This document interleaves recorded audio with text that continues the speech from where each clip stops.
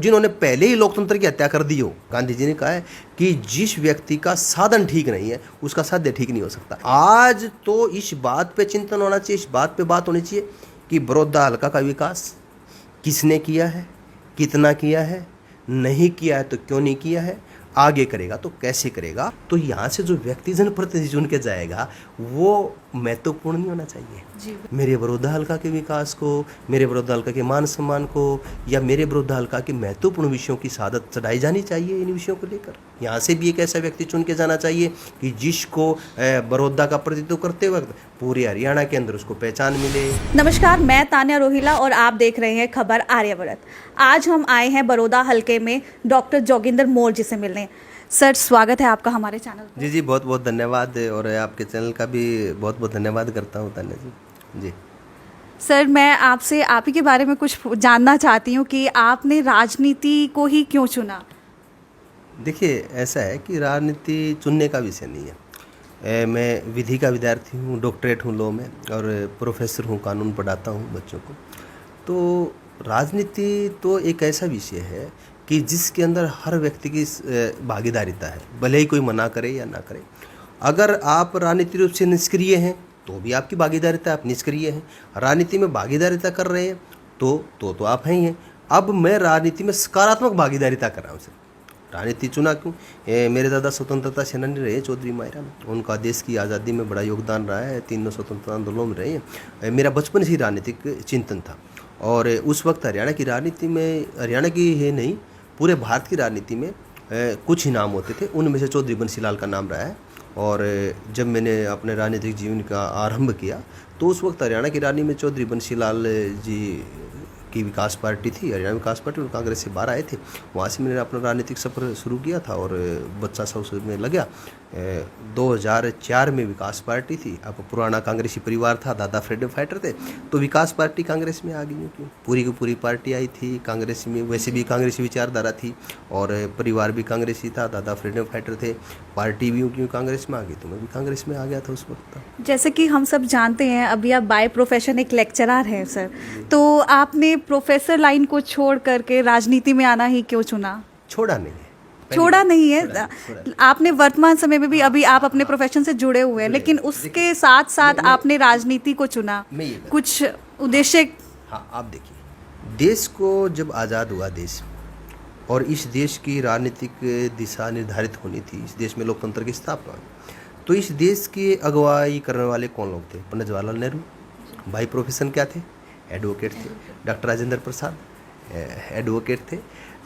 और इस देश के में तो एक शिक्षक का बड़ा नाम रहा है, सर्वपल्ली डॉक्टर राधाकृष्णन, जिनके नाम से टीचर डे भी मनाया जाता है, अध्यापक दिवस मनाया जाता है। उनकी बड़ी बात क्या रही है? कभी गर्मियों के लिए जब शिमला का जो गवर्नर हाउस था, जो राष्ट्रपति हाउस के नाम से जाना जाता था, उनका विजन था, उन्होंने क्या किया? शिक्षा को समर्पित कर दिया, हायर स्टडी को समर्पित कर दिया शिमला का। अब एक शिक्षक है, उसका उत्तरदायित्व है। अब राजनीति के अंदर अगर पढ़े लिखे और बढ़िया लोग हैं, जो सकारात्मक लोग हैं, वो भागीदारिता नहीं करेंगे तो राजनीति को कैसे जाओ? कहाँ तो देश की राजनीति वहाँ खड़ी थी। देश आज़ादी के समय पे देश को चलाने वाले वो लोग हैं जो अंतर्राष्ट्रीय स्तर पर ख्याति प्राप्त शिक्षाविद हैं। और कहाँ आज, मतलब देश की आज़ादी के इतने बाद आज देश के लोकतंत्र को कितना परिपक्व होना चाहिए था, और आज लोकतंत्र कहाँ पे है? और आज राजनीति में कैसे लोगों का जमवाड़ा हो गया है। अब उस टाइम उन लोगों का देखो, एक तरफ तो उनका व्यवसाय है, एक तरफ राजनीति तो व्यवसाय नहीं है। राजनीति तो लोकतंत्र में भागीदारिता है, प्रक्रिया है, लोकतंत्र को मजबूत करने की प्रक्रिया, की चुनावी प्रक्रिया में जाए। अब आज की स्थिति देखिए, आज राजनीति में कौन लोग हैं? जिनके बड़े बड़े व्यवसाय हैं, जिनके शॉपिंग मॉल हैं, जिनके होटल्स हैं, पेट्रोल पंप हैं, गैस एजेंसी हैं, गोदाम हैं, वहाँ से किराए आते हैं, अपने पसीने और शरीर से कुछ कमाते नहीं हैं, निठल्ले घूमते हैं, राजनीति करते हैं, 24-24 घंटे ये करते हैं। जो आदमी खुद कमा के नहीं खाता, मान लो, उसकी भागीदारिता क्या है? ये तो बड़ी आराम ऐशो प्रस्त की ज़िंदगी जी रहे हैं। मैं तो ये कहता हूँ कि हर व्यक्ति को जब समय मिले देश सेवा के लिए, अब मैं बड़ौदा हल्का का उपचुनाव लड़ रहा हूँ निर्दलीय, अगर मैं विधायक बन के जाता हूँ, परमपिता परमात्मा मुझे आशीर्वाद देता है और मेरे बड़ौदा हल्का की जनता मुझे आशीर्वाद देती है, तो जितने समय विधायक रहूँ मैं वहाँ काम करूँ विधायक के तौर पे, और जैसे ही मेरी कार्यकाल पूरा हो, आगे मौका मिले तो आगे लूँ, और अगर मौका ना मिले तो काम तो करूँ कुछ न कुछ। समाज जो मेरे को गुण, मैंने पढ़ाई करी, कानून की पढ़ाई कर ली है, और कानून की पढ़ाई करने के बाद आज मैं असिस्टेंट प्रोफेसर हूँ, कानून का प्रोफेसर हूँ, और पीएचडी की है। अब अगर मैं समाज को वकील ना पढ़ाऊँ, वकील पैदा ना करूँ, समाज के लिए जज पैदा ना करूँ, तो फिर मैं समाज को दे क्या रहा हूँ? जो समाज ने मेरे को दिया है उसके बदले में दे क्या रहा हूँ? आप अमेरिका को देखिए, दुनिया का सबसे शक्तिशाली देश है।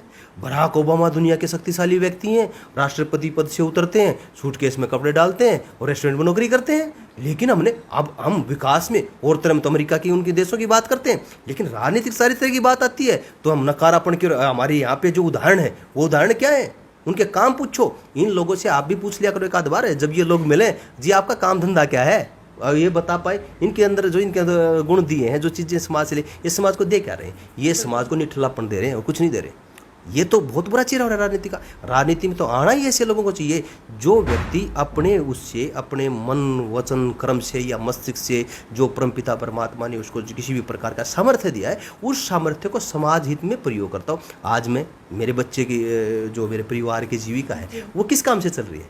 वो एक अध्यापन से चल रही है। मैं एक तरफ से अध्यापन करके अपना पेट पाल रहा हूँ, परिवार का भरण पोषण कर रहा हूँ, मेरा व्यवसाय खुला है, ईमानदारी से काम कर रहा हूँ। इन लोगों के व्यवसाय क्या है ये देखो आप, और वो खुद का कुछ काम ही नहीं करते सारा दिन, मतलब। और एक राजनीति को वहाँ पहुँचा दिया, हाजिरी की राजनीति बना दी। अब जाते हैं बस नमस्ते करते हैं, जी। ये राजनीति तो नहीं है।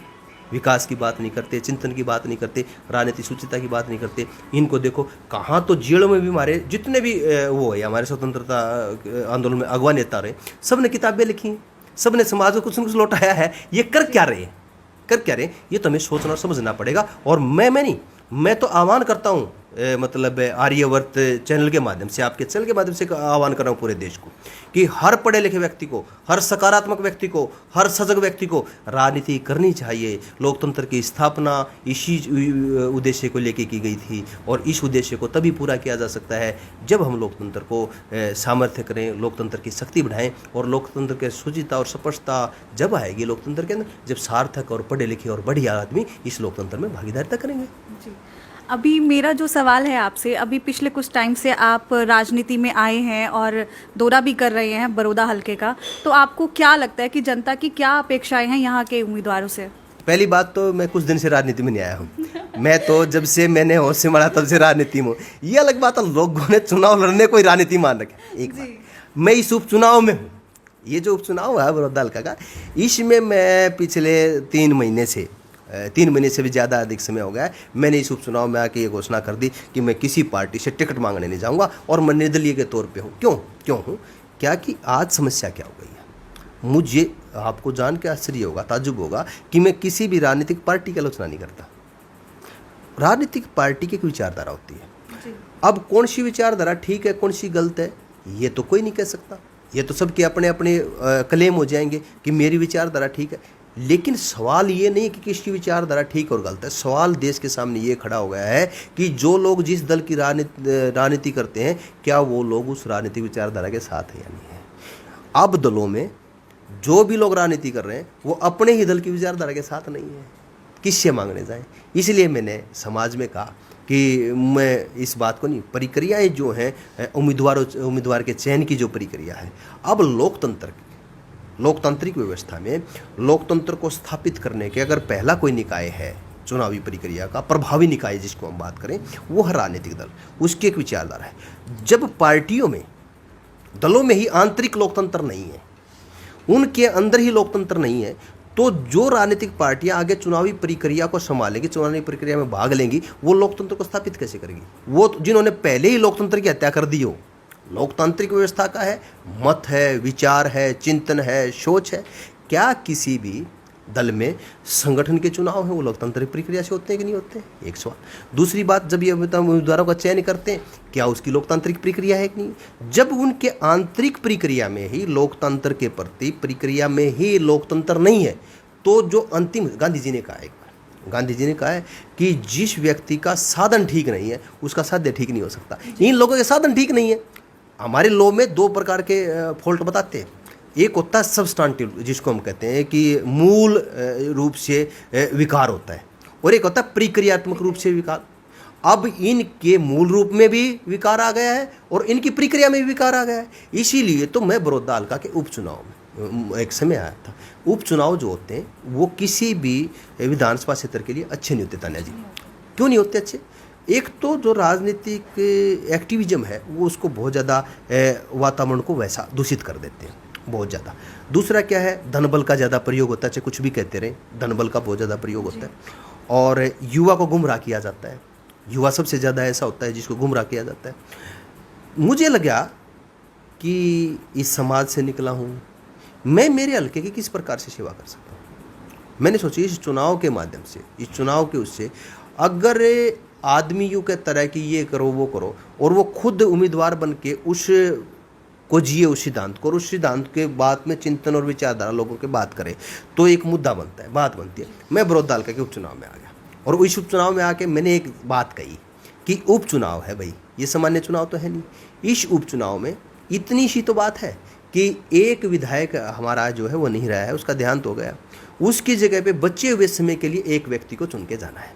वो व्यक्ति कैसा हो, पहला तो ये विषय होना चाहिए कि व्यक्ति कैसा होगा जो इन बचे हुए 3 सालों के लिए प्रतिनिधित्व करेगा। दूसरी बात, बड़ौदा हल्का है।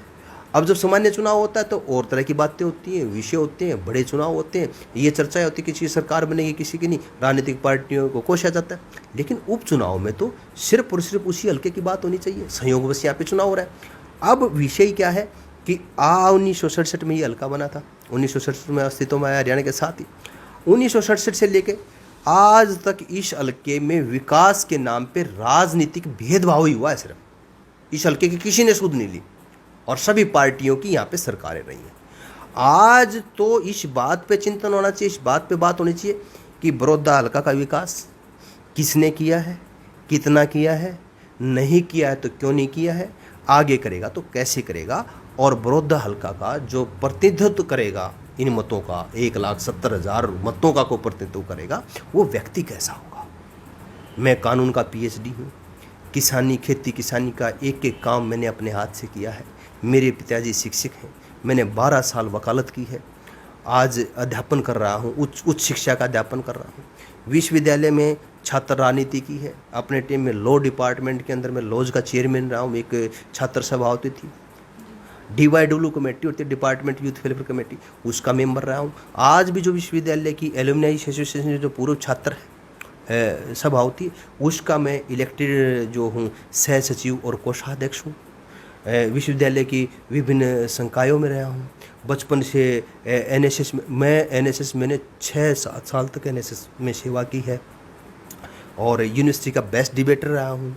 NSS में कॉलेज कलर रहा है, बेस्ट हॉस्टल वॉलंटियर रहा हूँ, YLTC youth leadership training camp का बेस्ट कैंपर रहा हूँ। 8 साल थिएटर किया है, नेशनल में 2nd पोजीशन आई है, हरियाणवी एस्टेब्लिश्ड पोस्ट हूँ, 2000 से मतलब मंचों पे हूँ। कोई भी राष्ट्रीय मंच ऐसा नहीं है कि जिस बड़े से बड़े मंच पे मैंने हरियाणवी में कविता पाठ नहीं की हो। विदेशों में जाके कविता पाठ की है, एक देश में भी घूमने का मौका मिला है, 2 देशों में, भूटान में और इसमें गया हूँ, थाईलैंड में गया हूँ कविता पढ़ने। तो ये है, अब मेरे अंदर ये है, किसान रहा हूँ, ईमानदार हूँ, पढ़ा लिखा हूँ। मैं एक बात कहता हूँ, मैं अपनी बात नहीं कहता, अगर मेरे से भी बेहतर कोई विकल्प इस बड़ौदा उपचुनाव में आता है, मेरी जो जितनी बातें मैंने कही हैं इन बातों के साथ, मैं यूँ नहीं कहता पढ़ाई लिखाई ही सब कुछ है, लेकिन पढ़ाई लिखाई व्यक्ति का एक गुण तो है, एक गुण की बात करते हैं, अब दूसरे गुणों की बात करते हैं। मैंने राजनीति में किसी प्रकार से, मेरे इतने लंबे राजनीतिक जीवन में मैंने कोई भी ये आक्षेप नहीं मेरे ऊपर आ सकता कि मैंने 1 पैसा का भी किसी प्रकार का भी कोई राजनीतिक स्वार्थ लेके कोई लाभ लिया है या बेईमानी किया है। मेरा जीवन साफ सुथरा है, मैं उच्च शिक्षित हूँ, इससे आगे पढ़ाई नहीं होती PhD से।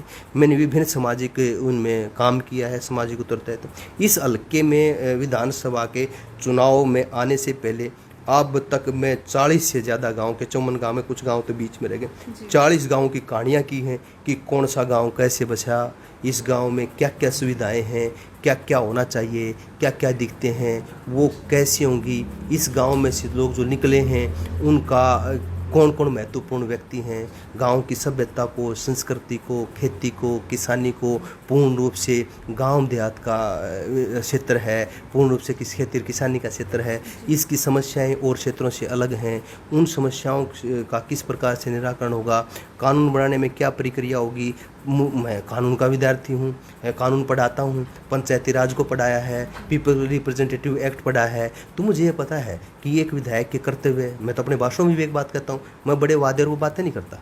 मैं एक चीज़ का वादा करता हूँ कि मैं ये नहीं करता ये कर दूंगा वो कर दूंगा। मैं एक विधायक को जो करना चाहिए ना उन कर्तव्यों पे रहूँगा, जो एक विधायक के कर्तव्य हैं, इधर उधर की बात नहीं। मैं एक विधायक के जो कर्तव्य हैं उनको पूर्ण रूप से पूर्ण निर्वहन करूंगा। जो संविधान की शपथ, ये उस वक्त जब शपथ लेता है एक विधायक जाके और उस संविधान पे हाथ रख के कहता है मैं संविधान की और भारत की इसमें संपूर्णता में सौगंध खाता हूँ कि मैं किसी भी प्रकार की दुर्भावना से, इस प्रकार से मैं संविधान के अनुरूप कार्य करूँगा, मैं उसके अनुरूप कार्य करूँगा। जैसे कि अभी आपने बताया कि यहाँ 54 क्षेत्र लगते 54 हैं गाँव। जी, इन 54 गाँवों में से आप अधिकांश गाँव का दौरा कर चुके हैं, तो वहाँ की समस्याओं के बारे में आपने जाना, बड़े नज़दीक से उनको देखा, तो आपको क्या लगता है कि आने वाले जो इलेक्शन है और जनता आपको ये मौका देती है, अपनी सेवा का मौका देती है, तो ऐसे में क्या आप उनकी अपेक्षाओं पे खरे उतर पाएंगे? जी बिल्कुल। देखिए, एक जो विधायक है विधान उसमें जाता है विधानसभा में, वो अपने क्षेत्र की बातों को कैसे उठाता है, कितनी मजबूती से उठाता है, कितनी सजगता से उठाता है। दो प्रकार की समस्याएं होती हैं। एक तो सामान्य समस्या होती है जो सबकी समस्या होती है, एक गांव की अलग अलग तरीके की समस्या होती है। फिर पंचायती राज है, पंचायत काम कर रही है, ब्लॉक समिति काम कर रही है, जिला परिषद काम कर रही है, हरियाणा सरकार काम कर रही है। पंचायती राज में जहाँ तक सीधा सीधा है, पंचायती राज में सीधा सीधा पंचायतें काम कर रही हैं। एक विधायक को उन निकायों के साथ लग के किस प्रकार से उनका सहयोग करना है और हरियाणा सरकार से कितने काम तो पंचायत को करने हैं, पंचायत समिति को करने हैं, उनकी सहभागिता करनी है, उनके साथ कंधे से कंधे मिलाकर काम करना है, एक विषय है। दूसरा ये है कि जो बड़ी योजनाएं आती हैं वो हरियाणा में कितनी आ रही हैं, दूसरे क्षेत्रों में आ रही हैं, मेरे क्षेत्र में क्यों नहीं आ रही हैं। विधानसभा में पूछने का हक है, पूछूंगा। और मुझे नहीं लगता कि किसी भी मुख्यमंत्री की या किसी भी सरकार की इतनी हिम्मत होगी कि मेरे हल्के के लिए भेदभाव करेगा। कैसे करेगा? जब मैं विधानसभा में ये पूछूंगा कि 90 विधानसभा क्षेत्र हैं और हरियाणा का ये इतना बजट ग्रामीण क्षेत्र के लिए है, इतना सिंचाई के लिए है, इतना स्वास्थ्य के लिए है, इतना शिक्षा के लिए है, इतना खेती किसानी के लिए है, इतना परिवहन के लिए है, इतना इस विकास के लिए है या फला चीज़ों के लिए है। इसमें से 90 के 90 हल्कों का जो बंटवारा है, उस बंटवारे में मेरे हल्के को क्यों पिछाड़ा जा रहा है? 1967 से हमारे साथ भेदभाव होता रहा है, तो कहीं ना कहीं इसकी जगह दोनों चीज़ें दोषी हैं। एक तो यहाँ से जो जनप्रतिनिधि चुन के जाता है उसने आवाज़ नहीं उठाई है, दूसरा जो पूरे प्रदेश की राजनीति करते हैं उन्होंने इस क्षेत्र के ऊपर ध्यान नहीं दिया। आज भी मुझे तकलीफ और दुख होता है जब यहाँ पे आके नेता एक बात कहते हैं कि बड़ौदा हल्का का उपचुनाव हरियाणा की दिशा को बदलेगा, हरियाणा को दिशा देगा।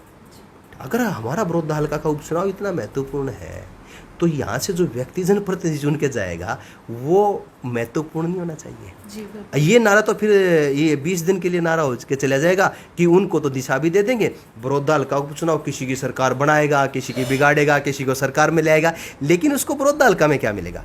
क्या हरियाणा की राजनीति के लिए, इन विषयों के लिए, मेरे बड़ौदा हल्का के विकास को, मेरे बड़ौदा हल्का के मान सम्मान को या मेरे बड़ौदा हल्का के महत्वपूर्ण विषयों की शहादत चढ़ाई जानी चाहिए? इन विषयों को लेकर अगर बड़ौदा हल्का का उपचुनाव इतना ही महत्वपूर्ण है तो मेरे बड़ौदा हल्का की राजनीति को भी महत्ता दी जानी चाहिए।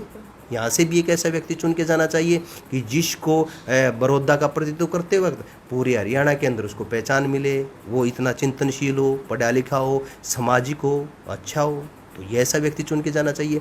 लेकिन एक भी नेता क्या यहाँ आकर ये कहता है 12 अक्टूबर को मेरे विधायक के निधन के 6 महीने पूरे होने को जा रहे हैं। इन 6 महीनों में राजनीतिक पार्टियां किसी एक चेहरे को भी आगे करने की इस गुंजाइश में नहीं है जिस एक भी चेहरे को खड़ा करके ये कह दें कि हमने अपना एक उम्मीदवार दे दिया है, हमने एक व्यक्ति दे दिया जो आपकी लड़ाई लड़ेगा, बड़ौदा हल्का के विषयों पर बात करेगा, बड़ौदा हल्का के विकास की बात करेगा और ये हमारा उम्मीदवार है, इसकी तुलना करके देखिए दूसरे से। ऐसे कहने की हिम्मत इनकी नहीं है तो राजनीति कहाँ रह गई है? ये तो इसको बदनीयती कह लीजिए, अवसरवाद कह लीजिए, कुछ भी कह लीजिए, राजनीति तो नाम मत दो। राजनीति के नाम को राजनीति के नाम देकर राजनीति को क्यों बदनाम कर रहे हो? इसको बदनीति कह लो, अवसरवाद कह लो, कूटनीति कह लो, कुछ भी कहो, लेकिन राजनीति तो कम से कम मत कहो। जी जी।